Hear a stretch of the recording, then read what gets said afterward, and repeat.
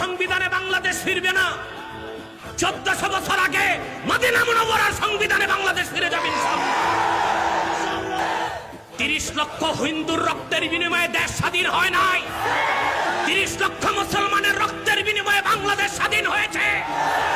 যতদিন পূর্বাকাশে সূর্য উদিত হয়ে পশ্চিমে ডুববে, ততদিন বাংলাদেশের রাষ্ট্র ধর্ম ইসলাম থাকবেই থাকবেই থাকবে।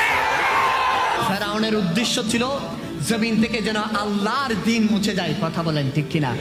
একটু আপনারা বলেন, সুশীল সমাজ আজ কি ফেরাউন আছে? বলেন আছে? নমরুদ আছে?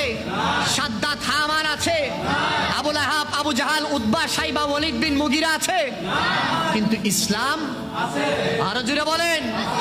যতদিন পর্যন্ত পূর্ব দিগন্তে সূর্য উদিত হবে, পশ্চিম দিগন্তে অস্ত যাবে, এই জমিন থাকবে, আকাশ থাকবে, আল্লাহর বান্দারা থাকবে, ততদিন পর্যন্ত জমিনে ইসলাম থাকবে। কথা বলেন ঠিক কিনা? ইসলামকে নিবানোর সাধ্য কারো নাই, বরঞ্চ যারা ইসলামকে নিভিয়ে দিতে চায়, কালের পরিক্রমায় আমরা দেখেছি সেই জাহান্নামের কীট নর্দমার মধ্যে হারিয়ে গেছে। ঠিক কিনা? এই জন্য একদল মহল শুরু হয়ে গেছে, এই আলেমদের বাক শক্তিকে কিভাবে রুদ্ধ করবে।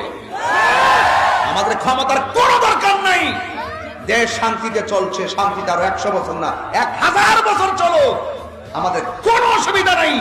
পহেলা বৈশাখ যেমন আমাদের বাঙালির চেতনা, 1971 যেমন স্বাধীনতার চেতনা, 52 যেমন ভাষা আন্দোলনের চেতনা, ওয়াজ মাহফিল আমাদের ধর্মীয় চেতনা, একটা ছাড়া আরেকটা কখনো দেশে শান্তি আনতে পারে না। এই বাংলার জমিন, এটা ইসলাম প্রিয়দের জমিন।